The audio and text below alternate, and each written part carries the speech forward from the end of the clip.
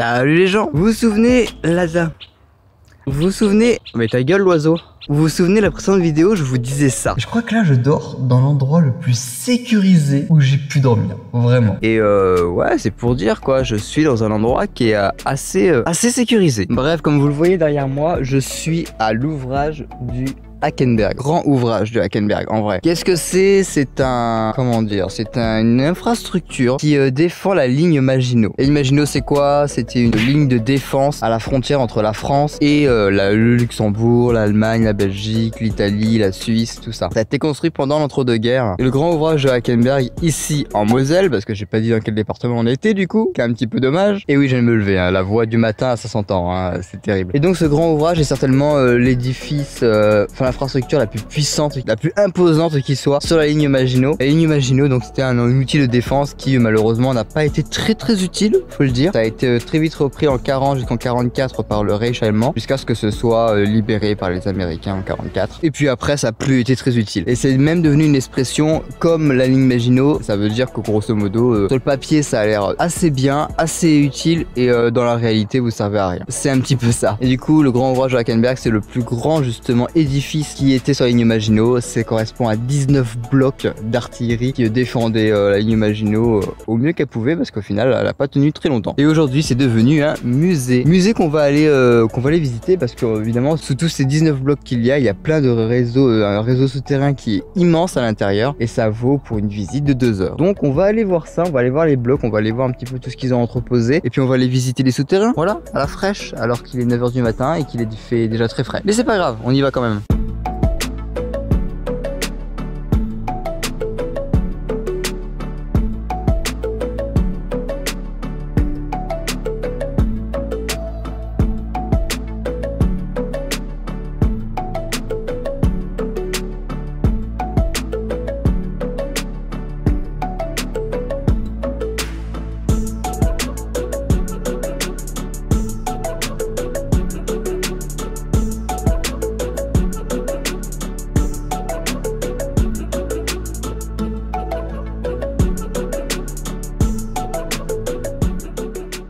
Bon, il faut qu'on discute parce qu'on a un léger problème. Le problème il est simple, c'est que pour visiter l'ouvrage de Hackenberg, il faut savoir que déjà c'est un itinéraire de 2 heures. Et le problème c'est que j'ai un petit peu loupé le coche. La visite guidée venait de partir quand je suis arrivé. Et du coup je devais attendre leur retour, ou je ne sais plus où, un certain long moment. Et du coup je me suis dit, ok, c'est beaucoup, parce que vous savez que j'ai une contrainte de temps pendant ce road trip, malheureusement, hein, je peux pas rester toute une journée dans un seul et même site. Et puis de toute façon c'est pas le mode de voyage que j'aime beaucoup bouger et voir beaucoup de choses dans la journée. Du coup je me suis dit que j'allais faire une randonnée qui était juste à côté. On a pu voir quelques blocs, on a pu voir aussi quelques sorties d'artillerie, là je sais pas comment ça s'appelle exactement ça, mais c'est clairement pas le plus important dans le site d'Hackenberg. Je vous mets des images d'illustration, mais c'est 19 blocs donc qui sont interconnectés. Il y a d'ailleurs 2 blocs qui sont des entrées, et après il y a les 17 autres blocs, et tous ces sites sont interconnectés par un réseau souterrain que l'on peut visiter et tout, et c'est trop cool. Il y a une gare, il y a un garage évidemment vu que c'est un site d'artillerie, même pour les sites d'infanterie, hein, on l'a vu dans les châteaux forts, il y avait forcément un genre de garage improvisé. Enfin bref, ça aurait été cool de pouvoir le visiter, tout le réseau souterrain et toutes les galeries qui ont été creusées et tout, ça aurait été incroyable à voir quoi, vraiment. Après ça valide quand même la Moselle, hein, sachez-le, ça ne change en rien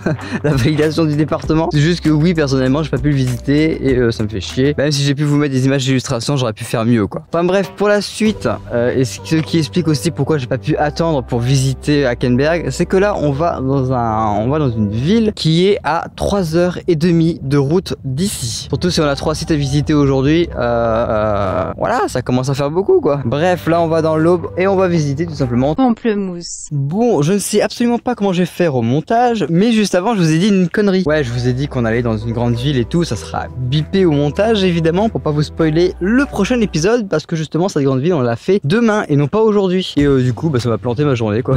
J'avais pas 3h30 de route à faire, loin de là. Enfin bref, du coup là on est dans la Meuse. Oui, c'est ça. Je m'y perds dans le département, je vous le dis. On est dans la Meuse, on est à Montmédy et on est à la citadelle de Montmédy. Il faut savoir que ce lieu-ci, c'est pas moi qui l'ai trouvé. C'est un abonné qui directement, dès qu'on est passé sur la Meuse, nous a dit bah écoute, la citadelle de Montmédy, c'est un truc à faire. Du coup, on va lui faire confiance et comment vous dire, je vous avoue que je me suis garé à l'intérieur de la citadelle. Et comment dire, elle est incroyable. Elle a un côté authentique qui est fou. Je veux pas m'avancer parce que j'ai pas non plus visité encore la citadelle, mais je crois que c'est l'une des plus belles qu'on ait vues.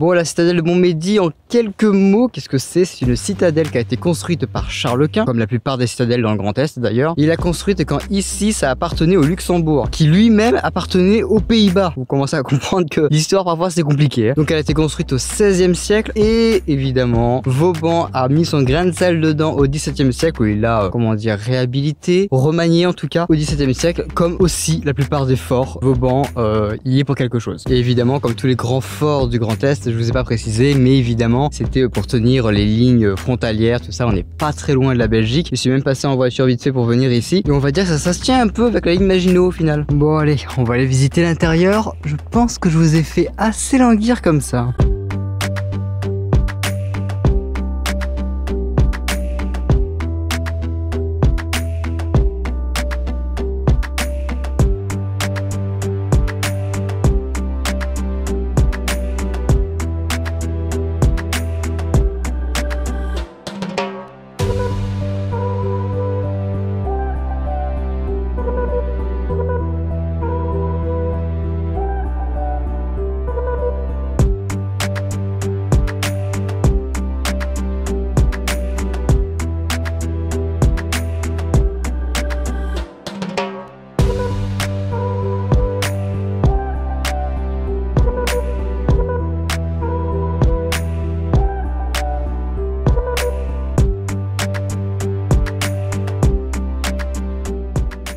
Bon, on est d'accord, la citadelle de Montmédy est certainement l'une des plus belles. Ça m'a beaucoup fait penser d'ailleurs à Larcingle, qui était une ville, un petit village de maisons fortifiées où on voyait à l'intérieur, il y avait un bar, il y avait tout quoi, il y avait plein de maisons, il y avait des maisons d'artistes, des trucs comme ça. Ça m'a beaucoup fait penser à ça et c'est vraiment trop beau, vraiment. Cette citadelle a un cachet qui est monumental, vraiment. Si vous passez dans la région, je pense que c'est l'un des trucs à faire. C'est trop beau, vraiment. Là, du début du road trip, je crois que c'est mon coup de cœur, vraiment. Bon, en attendant, moi j'ai évidemment bougé. Je suis sur une aire d'autoroute dans les Ardennes. Et en fait, dans les Ardennes, ils ont un monument qui est assez particulier. Vous le voyez pas très bien derrière moi parce qu'il y a un petit peu de contre-jour, mais c'est un sanglier énorme, vraiment énorme. Pour vous dire, il s'appelle le Wannick. C'est l'emblème même des Ardennes. C'est un énorme sanglier fait d'acier et de plaques de métal, des milliers de plaques de métal. Pour vous dire, il fait 8,50 m de haut, 4 mètres de large ou 5 mètres de large, je sais plus, 14 mètres de long. Ça, c'est du gros sanglier. Hein. Il s'appelle le Wannick parce que les parents du sculpteur, qui a mis 11 ans à le faire, hein, d'ailleurs, le truc, il s'appelait Wadouche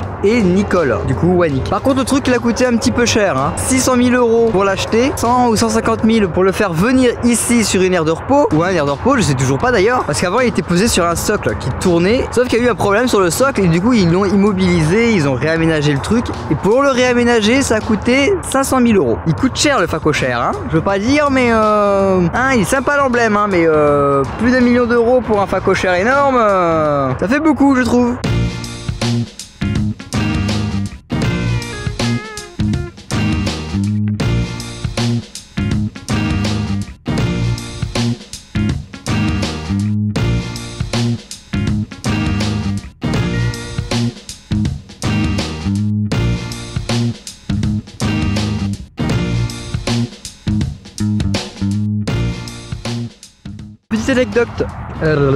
Petite anecdote sur le sanglier qui est juste derrière moi. Il faut savoir qu'il a été mis en place le 8 août 2008. Le 888. Et on est dans les Ardennes. 08. Ah, ils ont pensé à tout. Hein. C'est leur emblème. Hein. Donc forcément, ils ont pensé à tout. Et du coup, il est né le 8 août. Et aujourd'hui, on est le 12. 4 jours près, j'étais là pour son anniv. Hein. Ils ont le sens du détail. Hein. D'ailleurs, en parlant de ça, ils ont aussi le sens de l'humour. Parce qu'il faut savoir qu'il y a eu un 1er avril où ils ont dit le Wanik, on va le changer. On va mettre un bretzel énorme à la place. Voilà. Ils ont le sens de l'humour. Yes. Est-ce que ça se voit tant que ça que je me suis enlisé avec la voiture? Un petit peu quand même. Un petit peu, hein, voilà. Le gros cochon là-haut, il y avait de la gadoue autour de lui, voilà. C'est logique, quoi. Et, voilà, j'ai patiné comme un con et fait gueuler le moteur devant tout le monde. Nickel. Bah vous savez quoi, on va se laisser ici du coup. C'est pas plus mal là. Oh, si, il y a un truc qu'il faut que je vous dise. C'est regardez autour de moi. J'adore cette région. C'est fou. Regardez. Voilà, vous allez voir le contre-jour, mais j'adore cette région. Voilà. Tout ce qui est autour de Reims, j'adore. Je sais pas pourquoi. Hein. J'ai pas de famille ici. Je ne connaissais pas du tout ici. C'est peut-être le champagne qui me plaît, mais j'adore cette région. Regardez, c'est très plat. C'est pas très montagneux du coup forcément. Oui. Tu trouves une route là, totalement paumée. Là, tu te poses dans un coin, t'es tranquille. Et t'es trop bien. Regardez-moi ce coucher de soleil, bordel. Regardez-moi ça. Je sais pas si vous ça va rendre aussi bien, mais moi, avec les lunettes de soleil, je vois tous les rayons lumineux. C'est trop beau. J'adore cette région. Voilà, vraiment. J'ai envie de faire du vélo ici. Je suis un enfant. C'est parce qu'il n'y a pas de montée que j'ai envie de faire du vélo, je pense. Vous savez quoi? Sur ces belles paroles, on va se laisser. On se retrouve dans une prochaine vidéo, évidemment. Puis voilà, vous savez comment soutenir la chaîne comme d'habitude. Merci pour tous vos likes et vos commentaires. Vous avez même pas idée à quel point c'est trop cool de voir qu'il y a des gens qui laissent leur like. Je le dis pas souvent à quel point j'ai postillonné sur ma main, c'était dégueulasse. Je vous le dis pas assez souvent à quel point c'est un soutien énorme, mais à quel point ça me fait du bien de voir les gens qui sont là et qui à la fin de la vidéo se disent je vais laisser mon like ou qui m'ont laissé un petit commentaire ou un truc comme ça. C'est tout con, mais ça booste en soi. Surtout pour une petite chaîne comme la mienne, c'est trop stylé. Voilà, j'ai l'impression de pas faire ça pour rien. Donc un grand merci à vous. Évidemment, si vous voulez vous abonner, faites-vous plaisir. Bref, merci pour tout dans tous les cas. Et je vous dis à une prochaine fois en vidéo. Et comme d'habitude, ciao!